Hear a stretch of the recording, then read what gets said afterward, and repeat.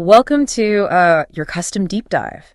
Usually when we think about pressing our palms together. You mean like in prayer? Yeah, exactly. There's this expectation of pure symbolism, like it's just a passive greeting or maybe a resting stance. Right. But looking at your notes from the Voice of Cosmos text, specifically on stage 1 of Pranamasana, the prayer pose, that static image just completely shatters. It really does. I mean, our mission today is to unpack how this source frames what looks like a seemingly basic posture into, well, a profound biophysical system reboot. Yeah, it says the text describes this as the absolute definition of a physical and mental primer.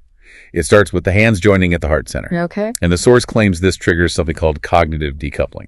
Cognitive decoupling. So, not symbolic at all then. Not at all. The physical pressure of the palms engaging both sides of the body, it actually provides sensory feedback to the brain. Oh, wow. Yeah, it's meant to actively interrupt your default neural pathways, the ones responsible for external wandering thoughts. Right, the mental chatter. Exactly. And it forces your focus inward to tune into what the text calls your body's atomic vibration. Atomic vibration. So it's essentially putting your brain on airplane mode. I love that analogy, yeah. Because you are actively severing those external Wi-Fi and cellular signals, right?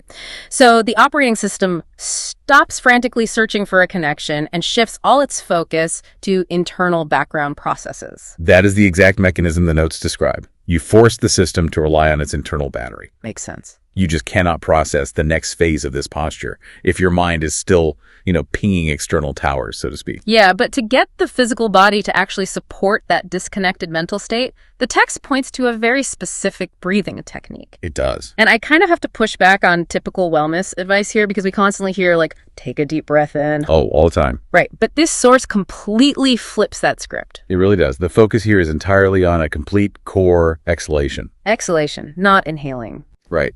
The text argues that to reach a state of zero-point clarity, you have to forcefully expel stagnant residual air. So you aren't just emptying the upper lungs then? No, you are actively contracting the lower abdomen to push out deep-seated air, and you actually do it twice. Wait, really? Twice? Yeah.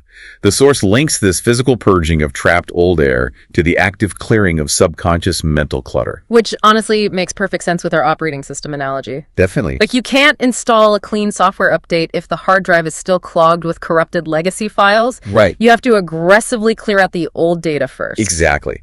And once that internal space is cleared, the notes claim the nervous system registers that it's primed, ready for what the text refers to as solar energy flow. Solar energy flow. Sounds intense. It is. But channeling that kind of intense energy requires serious structural stability. So the text outlines a concept called biobalance. For anyone struggling to stay perfectly upright, especially the elderly, the source actually recommends keeping a small gap between the feet. Wait, really? Because isn't the traditional image of this pose having the feet glued completely together? Usually, yeah. So why introduce a gap? Well, it frames the gap not as a modification for weakness, but as a targeted neural strategy. A slight separation actually creates a sharper, wider focus on gravity in the brain. Oh, I see. Yeah, it actively prevents any loss of equilibrium. The mental release relies completely on feeling physically secure. Right. If the nervous system detects a wobble, it just won't let the mind decouple. There is a beautiful irony in that, I think. You literally cannot achieve this weightless internal zero-point clarity without first establishing a highly focused physical anchor to gravity. Yeah, the entire system is linked. It's a complete recalibration of your baseline, starting from the ground up. So what does this all mean for you, listening right now?